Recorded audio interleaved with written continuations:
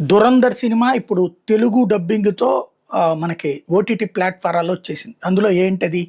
Hero ని ఎందుకు అక్కడ ప్రవేశపెడతారు? భారతదేశంలో జరిగినట్టు ముంబై అల్లర్లు ఇదే ముంబైలో పేలుళ్ళు సృష్టించడం దగ్గర నుంచి ఇట్లాంటి ఘాతుకాలకి ముందు భారతదేశంలో అరాచకాలు చేయడానికి పాకిస్తాన్ ప్లాన్ చేస్తుందని తెలిసి 2, 3 హింసాకాండ చర్యలు జరిగాక అప్పుడున్నటువంటి ప్రభుత్వం లేదు మనం అక్కడికి మన మనిషిని పంపించాలి.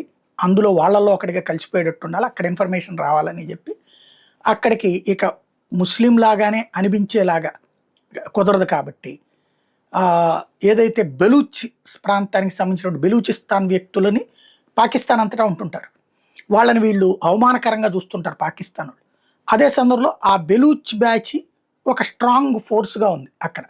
ఏది సైన్యంతో సంబంధాల్లో గాని అట్లాంటిది. వాళ్ళలో దూరి ఆ పైన పాకిస్తాన్ సైన్యం, పాకిస్తాన్ ఐఎస్ఐతో స్నేహం చేస్తూ వాళ్ళ సమాచారాన్ని చేరవేస్తూ ఉంటాడు భారతదేశానికి. అందులో ఒకటి నోట్ల తయారీకి సంబంధించి బయటపడినటువంటి నరేంద్ర మోడీ నోట్ల రద్దు ఎందుకు చేశాడు? కాంగ్రెస్ ప్రభుత్వం ఉన్నప్పుడే ఓ నివేదిక వచ్చింది. ఏంటయ్యా అంటే నోట్లు భారతదేశానికి సంబంధించినటువంటి నోట్లని ఎవరైతే ముద్రిస్తున్నారో ఏ పేపర్లు అయితే వాడుతున్నామో అదే పేపర్ని పాకిస్తాన్ వాడుతోంది అని చెప్పేసి వెంటనే దాన్ని రద్దు చేసేసింది అప్పుడు ఉన్నటువంటి కాంగ్రెస్ ప్రభుత్వం. అయితే చిదంబరం ప్రధానమంత్రి అయ్యాక మళ్ళీ అదే సంస్థ నుంచి తెప్పించడం ప్రారంభించాడు. తద్వారా సేమ్ టు సేమ్ నోట్, ఇక దొంగ నోటేం కాదు, ఒరిజినల్ నోటే, మన పేపరు మన సంబంధించినటువంటి అచ్చే పెట్టుకుని అక్కడ మన నోట్లే ముద్రిస్తున్నాడు.